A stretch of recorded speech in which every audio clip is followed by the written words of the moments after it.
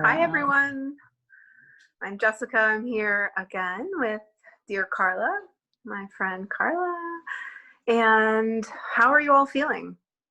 We're checking in. We're having a conversation today, early mid-October. It's a sunny day here, and it's definitely fallish, although it's warmed up here again in the Midwest.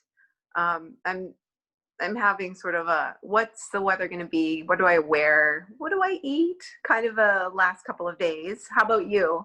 You're traveling, right? Yeah, this is sort of big move, traveling, bigger travel during this pandemic time. I'm in Michigan to visit family. So I'm experiencing the Midwest, similar to you. And it's windy and it's cool, but it's warm. I sat out in the sun a little bit before this, and the same in North Carolina.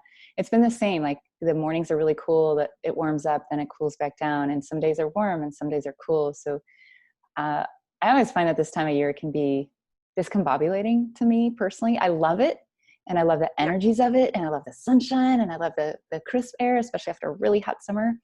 But it can feel confusing. Like one day I can feel really hot, and then the next day I can feel like I got the chills, and then different things in my body. But I also notice the emotional patterns that can come with that too. And I'm curious if anyone else is. You and I know you and I have. I'd love to ask you, Jessica, to share a little bit as we were talking about just embracing the messiness of life and maybe even the season. But my sense is we're not alone out there. So yes, you want to share that? Would you? Oh yeah. It's been a few days of fluctuation in my mood, and the temperatures outside definitely seem to affect, like, I'm like, what do I wear? And like, I want to sit out in the sun. I'm enjoying all the colors, the breezes, the crunch of the leaves, spending time in nature. And yet it's like, I'm still feeling like aggravated, and I'm finding myself kind of scattered and, emotional, and just feeling in general kind of like the messiness of the world and all the different emotions that you can fluctuate, within that. And so it's been challenging the last few days, specifically for me. Just been finally remembering to give myself permission to be gentle. It is a seasonal change. There is a lot going on in the world. We are affected by that. I did move recently, and I'm still not, fully settled in. I keep changing my mind on the direction of my bed and furniture and like things like that. So yeah. So I'm curious, one of the things we've talked about, and you and I have, I know that you do this because we've cleansed together, but like the question of, so why, how could a cleanse contribute to you? Like in cleanse, okay, we can say cleanse. We've called it an at-home retreat. I mean, we're really talking about the rejuvenation process here. So if detox and like giving up tons of things is going through your head, we want to invite you to just let that go. There will be a lot of replenishing foods and learning how to connect with how to sort of reset and eat in a seasonal change. But more so, the emphasis on this rejuve and reset cleanse is about the rejuvenating practices. And that is a part of a cleanse anytime, but in this particular moment of time, it feels what is necessary for you and me, which is why we're also offering it. So I'm curious, have you noticed in the years of just choosing to take time to pause in the fall? Obviously it contributes to you in some way because you keep doing it. Like, do you notice, like, for you, the connection between feeling that, the uncertainty or the different kinds of changes going on in the external environment and the emotional roller coaster wants to come to mind, because that's but there's a part of me that goes, ooh, I don't even want to say that word because, No, I resonate with that. But it up and down, because maybe that's my experience. What do you receive from that? Like, why would you choose to? Well, okay, here, I'm choosing to do it this time because I didn't do it last time. How about that? I didn't cleanse in the spring. I kind of was like, it was too much all, going on. I wasn't able to even, I felt like it was just too much. So I chose not to.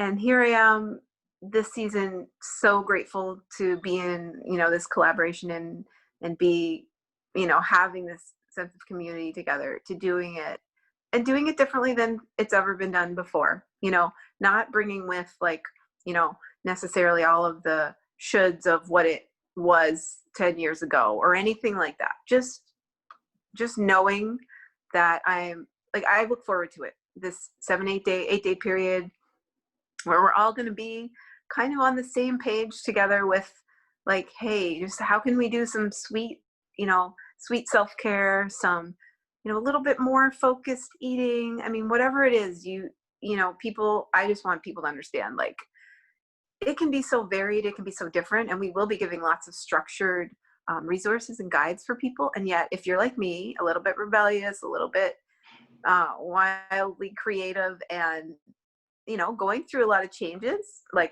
hormonally too, you may need like a little more freedom within that. And so I just want people to know, like, I'm going to be over here, supporting you, and just letting you know, like, giving you permission to be you, and to really, like, each of us just tap into our own selves and our own situations and trust what it is that comes up. That's like that little ping of like, yes, that's what I want to do.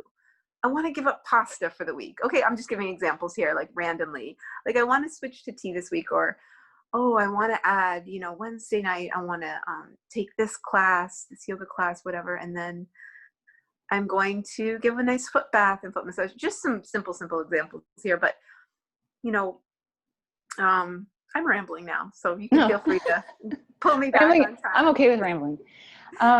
Yeah, I'm right there with you. I think, like, I've been tuning into sleep, and there's a lot of research on sleep, but I really feel like we're also different. And I've even noticed in the years in my life how that can shift for me, like how much sleep I might need at a certain time. So really tuning into that. And I've been getting lately, like, I think I need a little more rest. And so that might be part of what I'm actually kind of choosing that now, but definitely in a cleanse, that's something I might be a priority for me. Why? Because I know that I wake better, I feel better, I'm less reactive to my family. Why is that so hard to do sometimes? I don't know. But what's really fun for me in doing this cleanser, when I do cleanse, just take some time in between the seasons, is when I do it in community, because I think that we feel that collective spirit, and when we tap into each other's commitment and each other's stories and each other's circumstances, and just realize that sometimes we're not so alone as we may feel. And then we support each other, and we encourage each other, and we inspire each other, and we hold space for each other to do it very, very imperfectly. And the way that, one person may choose to do the week is very different from another person, how they choose to do it. And we allow that. There will be options within this, but support for it all. And one piece is just the clarity of, like, why would you even join this? Like, why are you taking this time can usually set you up for a little bit of, well, what do I hope? Like, what are the energies I hope to have more of by the end of the week? I hope to feel a little more rested. I hope to feel a little more connected. I think it's helpful sometimes when we just have an idea of why we would even choose this. Because when we choose something just because we think it's the right thing to do, usually we end up working against ourselves, because then we're trying to get it all right. And it's not about getting anything right. It's really about what will be really a contribution to you, and what will be really nourishing to you in this time to set you up for the next season ahead. So, and that sometimes is a season in life. It might be the season in your cycle. It might be the season in your family unit. It might be the winter season, the holiday season, whatever that is, or all of it. When we take time to pause right now, I think in fall, for me personally, what I noticed, it for my whole family, it sets our winter immune system up for greater resilience. And it sets me up for a more connected holiday season. Okay. This year I'm aware of the election and so many other things that are happening too. It just sort of, it is a reset. It is a reset for me in how do I want to experience the next cycle ahead. And, the energies of this I can't remember if we talked about this on the last call, Jessika, but you and I have. I know that just the seasonal energies really are about transformation. Sometimes we can get inspired to do all these things, and we can feel that. But it can My feel a little. neighbor's coming with the garbage can. Sorry. That's okay. Shouldn't have brought my attention, but it's That's okay. the cycles, right? The cycles. Cycles. The cycles. Yeah. Well, and that's, I mean, right there. Like, so there's something happens. How do we keep pivoting even with life's interruptions, or someone, running through the back of a video in this context of Zoom? I'm in my sister's house, and earlier there were just voices and all these crazy things going on, and the garbage truck showing up. Like, how do we not react to it, but almost just be like, oh, okay, here this is, and then coming back to center and kind of choosing, but moving forward. I can't remember where I was before that, but that was perfect, because we can just use those experiences of interruptions to really come back to where we are. But the energies of the season are about transformation, and they look at the trees, the invitation to let go and release, and then we open up space for something new, and we root down so we can receive that. And I feel like when we don't intentionally do that, however small or big intention, time, 8 days can feel like a long time for some people. Some people might do just a 2 or 3 day, and some people take 21 days, and it's just what works for you. But I think that when we don't do that, in my own experience, in my own life and experience, and then coaching many others, I noticed that one of the things that can surface is unresolved grief, and emotion can really rise to the surface, because this season can also be sort of where stuff is in the lungs, or in the organs, or in the womb, and without making that so significant or deciding what that is or isn't, just taking that time to see, okay, what is coming up? What is ready to release? Where do I want to put my attention? What energies do I want to focus on in the next, between now and solstice, perhaps winter solstice? So yeah, and it's messy. It can feel messy. Pulsation. That's what I was thinking about yesterday when I was out having some nature time. It was just like standing between the sun and the lake, and I was watching how long my shadow was, and I was thinking, oh, like shadow issues. Like, if we didn't have the sun, we wouldn't have a shadow. We wouldn't know what a shadow was. And then I was thinking of like emotionally on that level of like shadow issues, like, oh, this always does rise for me at this season. Like, I sort of have like grief and longing all mixed together, and like, oh yeah, there's a pulsation to this, and like, oh, this is familiar.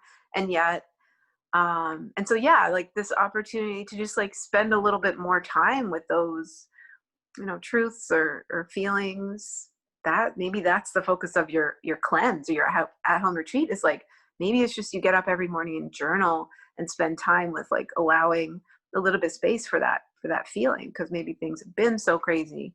I guess I keep going back to my hey, it can be like whatever you need it to be. But yes, that's good. That's the invitation. So yeah.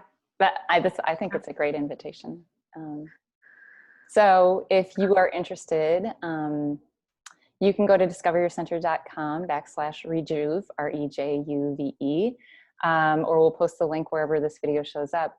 And just if you're curious, to take a little time and do that in community with others, and see what sort of seasonal practices, self-care, replenishing foods might be able to contribute to you now and in the future.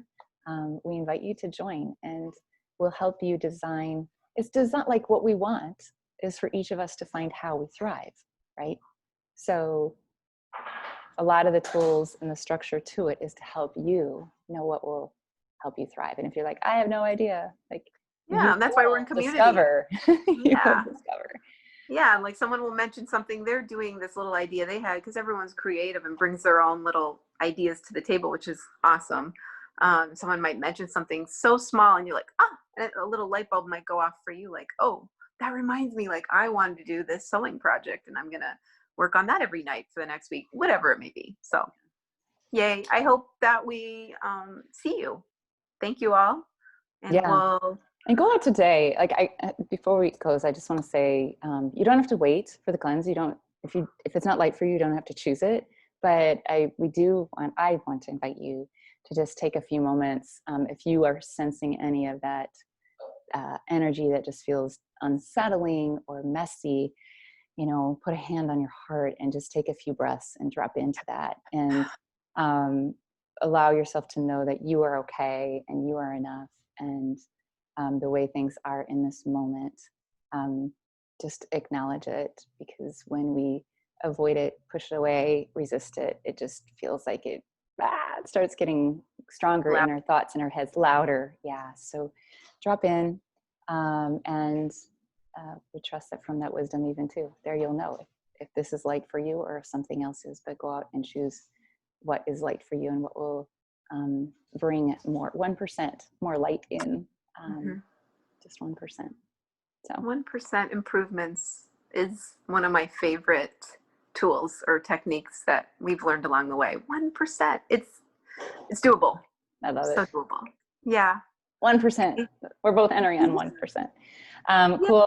Well, we look forward to seeing some of you in the future, maybe on another video or in the cleanse or anywhere else. And remember, bring a friend. It's the deal. The price is a little bit sweeter when you bring a friend too, and then you guys can check in. Maybe you can walk together. Maybe you can actually show up in your locale together, or not.